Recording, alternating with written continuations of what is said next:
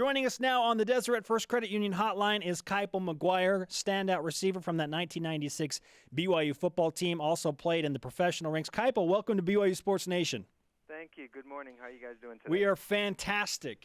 20 years. Can you believe that it's been 20 years since you played on that team that won 14 games? Well, when I look in the mirror and see some wrinkles, yes, 20 years. Yes, it's been a long time. We were just discussing the merits of that 96 team and how special that season was. The 84 team, considered by many the greatest team in BYU football history, but where do you think you guys fit? Where does that 96 team fit in BYU football history? Well, I would have to say second. In my heart, we're number one, but national championship speaks for itself.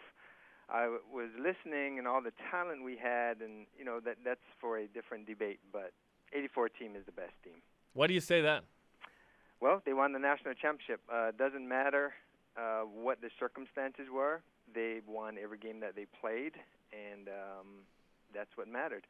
Nowadays, it's a very, very different system. I follow that, and I have some extreme biases that we can talk about some other time. But that was the system then, and they proved it on the field, and they are the best team.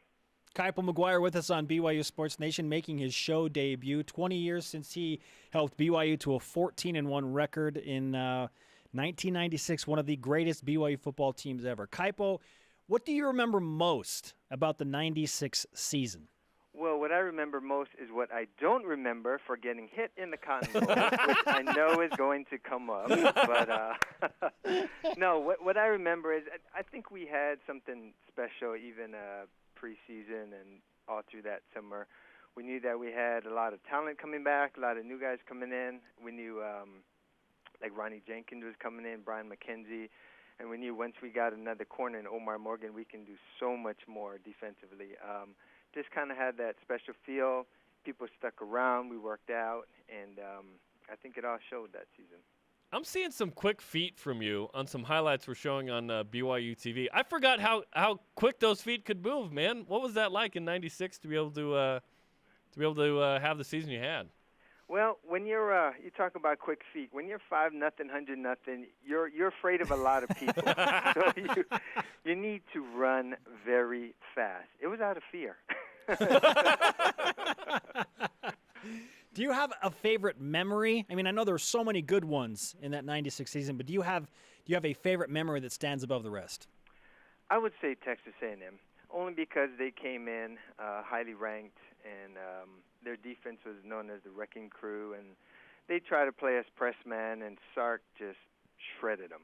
I believe K.O. and I, we both had over 150 yards receiving, or give or take, and James Dye. Everybody just had a phenomenal game. And I think what stood out most is it set the stage for the rest of the season. That was one. And number two, just that the people there, when we had like a pregame meetings, if you will, with the other team, they gave us zero respect. And that's kind of a theme that you hear of when we played K-State in the Cotton Bowl as well.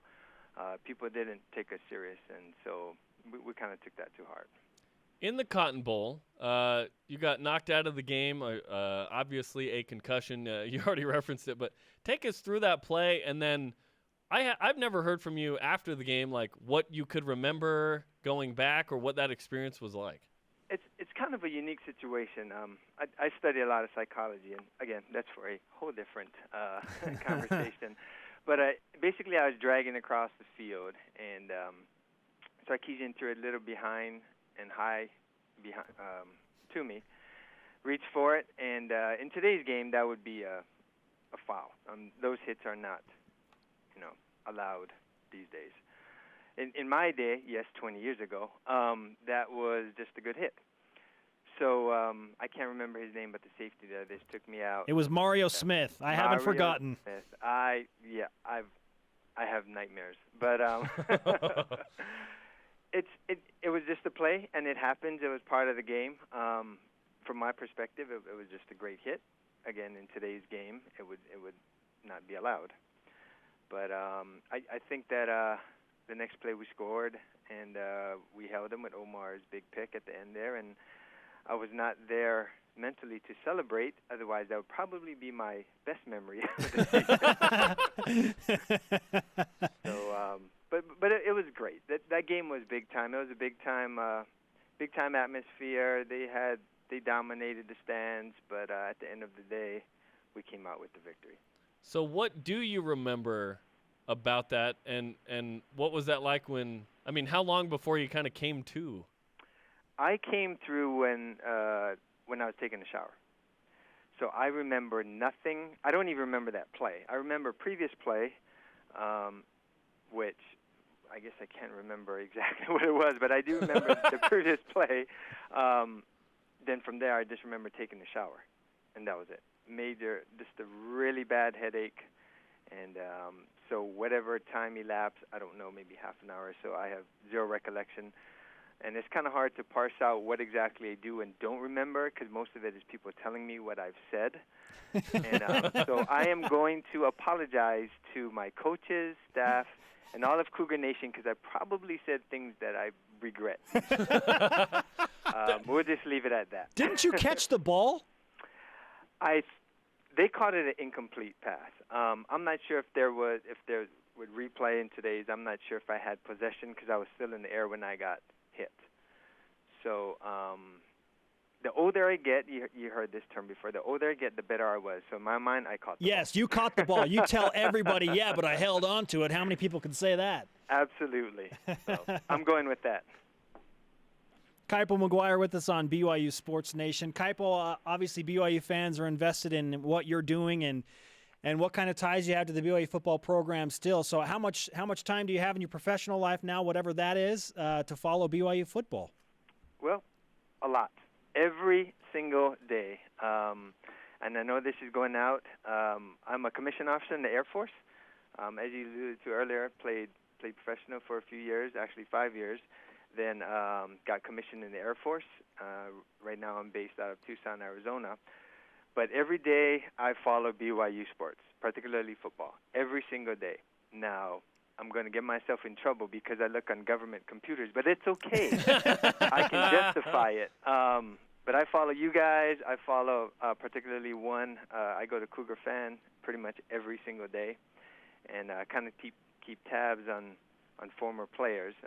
Even like our last coaching staff, Mark Atuaya, all those guys. I become a fan of whomever touched the BYU program. I'm a huge supporter. It usually goes to the next question of, what did you serve a LDS mission? And the answer is no, because I'm not LDS. But I will quote something, and this is just kind of how much I support and love the program. Mark Atuaya, former running back coach there, said, "You are the only non-LDS missionary I know." So that's how much I love the program and love the people and all that, and every single day.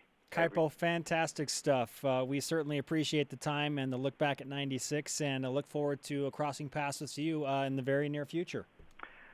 Hey, guys, thanks a lot. I appreciate all that you do, and to Cougar Nation out there, keep on supporting the Cougars.